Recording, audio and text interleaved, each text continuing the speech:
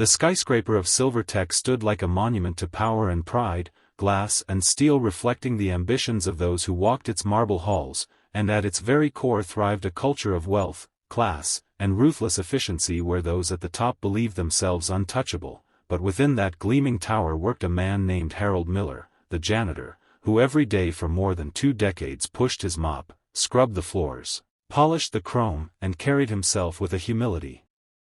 that was invisible to most of the executives who brushed past him, yet within his weathered hands lived a mind sharper than anyone ever gave him credit for, a man who once dreamed of being an engineer but whose life had been derailed by circumstance, who found solace only in teaching his daughter Emily the mechanical wonders he still carried in his heart, showing her how to fix not just broken pipes and flickering lights but complex wiring and machine parts that the company's own hired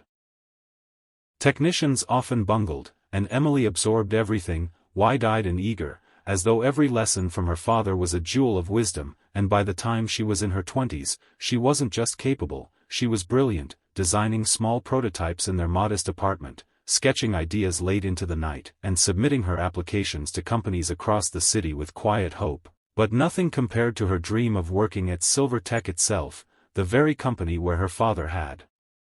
given his life's sweat and labor, because she wanted to rise where he had been kept low. She wanted to wear the badge of engineer instead of janitor, and when she finally submitted her portfolio, pages of innovative designs, systems that could cut costs, increase safety, and revolutionize production, she believed, for a fleeting moment, that merit would matter more than pedigree, that vision would matter more than privilege, and her father smiled as he handed her a cup of tea that night, telling her he believed in her more than any CEO ever could, but fate, or perhaps arrogance, had a different plan, for Victoria Shaw, the CEO of Silvertech, was a woman who had clawed her way into her position with sharpness, cruelty, and an unyielding belief that appearances were everything, that pedigree and bloodline mattered more than substance, and when Emily's resume crossed her desk, she didn't even bother to read past the line that listed Harold Miller, janitor, as her father, because in Victoria's eyes, the janitor's daughter would never belong among her engineers, no matter how brilliant, and in a boardroom meeting dripping with condescension, Victoria made her decision loudly enough for everyone to hear, mocking Emily's ambition with a smirk. The janitor's girl wants to be an engineer. Here. Maybe she can clean the machines when they break down, drawing chuckles from sycophants who lived off her approval, before announcing she had instead hired Adam Langston, the privileged son of a senator with barely a fraction of Emily's skill but a glittering last name that would impress investors, and Emily, sitting quietly in the waiting area, never even got the courtesy of rejection face to face. She only heard the laughter echoing through the glass walls as she clutched her portfolio tighter, her heart burning with a mix of humiliation and fury, and Harold, who had overheard part of it while waxing the floor nearby, tightened his grip on the handle of his machine but swallowed his pride for her sake, whispering when they got home that night, "Sometimes the world sees only titles, not talent, but you, my girl, you'll show them one day." And though Emily cried silently into her pillow, something ignited inside her, a vow that she would not remain invisible, that she would not let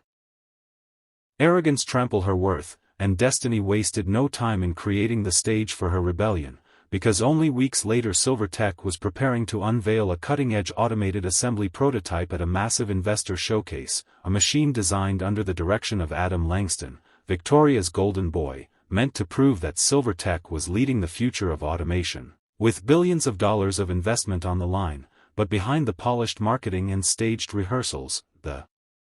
machine was flawed, riddled with errors that Emily had already noticed while glancing over schematics she wasn't supposed to see when she interned in the lower labs, errors she had pointed out quietly to Adam in passing only to be waved off with arrogance and disdain. "Don't worry your little janitor brain about it, I've got it under control," he had sneered, not knowing that every dismissive word was etching itself deeper into her resolve. So when the day of the presentation arrived and the ballroom filled with investors in designer suits, cameras rolling, champagne glasses clinking, Victoria took the stage in her diamond necklace and icy smile, announcing Silvertech's historic leap into the future, and the curtain lifted to reveal the gleaming machine, a masterpiece of metal and wires, as Adam proudly stood beside it, rehearsed lines rolling off his tongue, but when the switch was flipped and the machine whirred to life, what followed was not triumph but disaster, because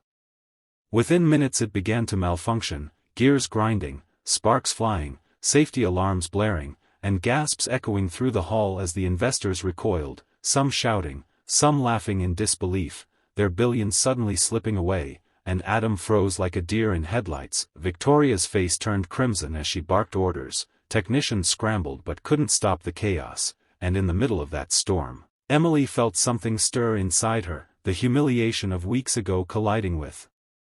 the chance to prove herself, and though her father, standing at the back with his mop, silently shook his head in fear of what would happen if she dared, she could not stop herself. She stepped forward through the chaos, her heart pounding but her hands steady, pushing past the panicked crowd, kneeling by the failing machine, ignoring Victoria's shrill voice screaming, "Get her away from there." As she pulled open a panel, her eyes scanning wires and circuits like reading her own handwriting, explaining in rapid precision where the design flaws were, her voice cutting through the noise, and with deft movements she rerouted connections, adjusted calibrations, and within moments the grinding stopped, the sparks died, and the machine roared back to smooth, powerful life, operating faster and more efficiently than it ever had in rehearsals, and silence fell before the room erupted into applause, investors leaping to their feet, some even recording the moment on their phones, shouting questions like, "Who is she?" and "Is she on your engineering team?"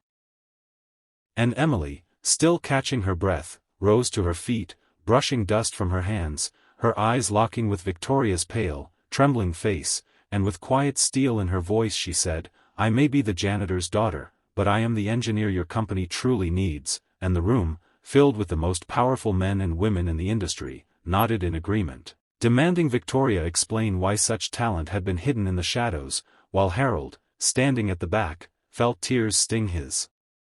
eyes as pride swelled in his chest, for his daughter had just turned their mockery into her stage, and Victoria Shaw, the CEO who once believed she controlled everything, found herself speechless, stripped of her power not by money or influence but by the undeniable brilliance of the very person she had tried to bury, and though Emily stood tall in that moment, she knew this was only the beginning, because revenge was not simply about one victory, it was about rewriting the story entirely, and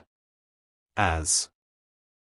the applause echoed through the grand hall, she silently vowed that the next chapters of her life would not be written by privilege or cruelty, but by her own hands, forged in fire, sharpened by humiliation, and fueled by the unstoppable drive of a janitor's daughter who would no longer be ignored.